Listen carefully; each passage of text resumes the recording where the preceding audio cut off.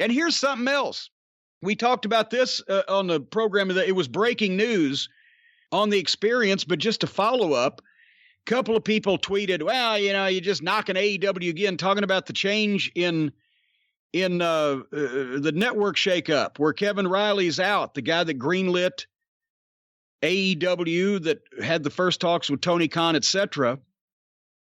And yeah, they may be renewed for whatever many years. And you know what we found out, and I'm not knocking them and I'm not wishing them to go out of business. I'm not predicting this. I'm saying that it's never a good thing when the guy that puts you on TV is no longer at the TV station. That's just common sense also. And there are people who don't like wrestling. And this is to the point that I was making the other day. There are people that don't like wrestling regardless whether it's good, bad, or indifferent. And most of these network people, they don't know anything about good or bad wrestling what the wrestling fans think are good or bad to begin with. They just know stars and ratings.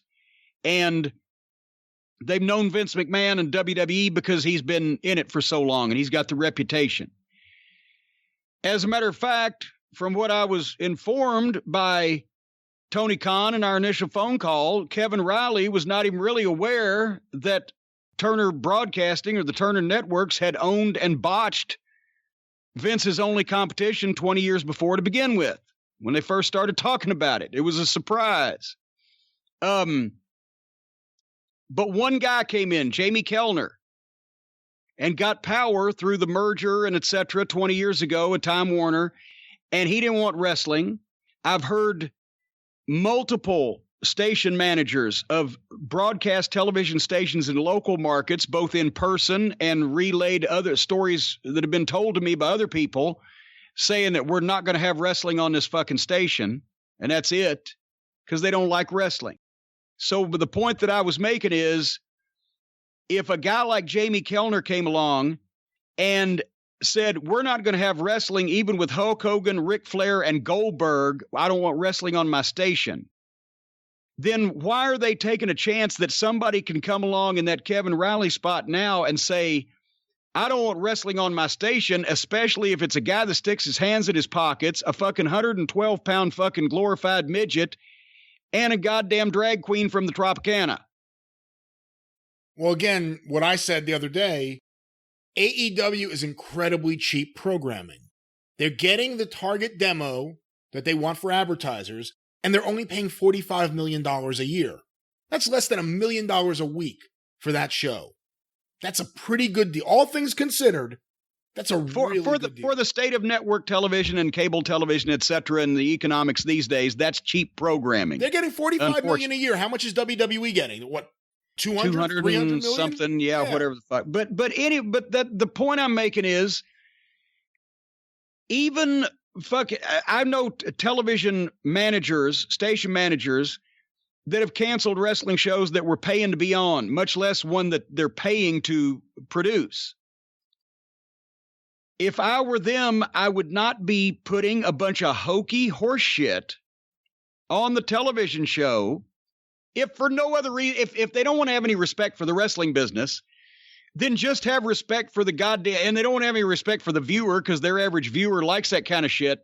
Imagine a television programming executive that's taken over his job. He's evaluating all the programming. He turns on something or gets a tape or recording or whatever, and he sees goddamn pockets.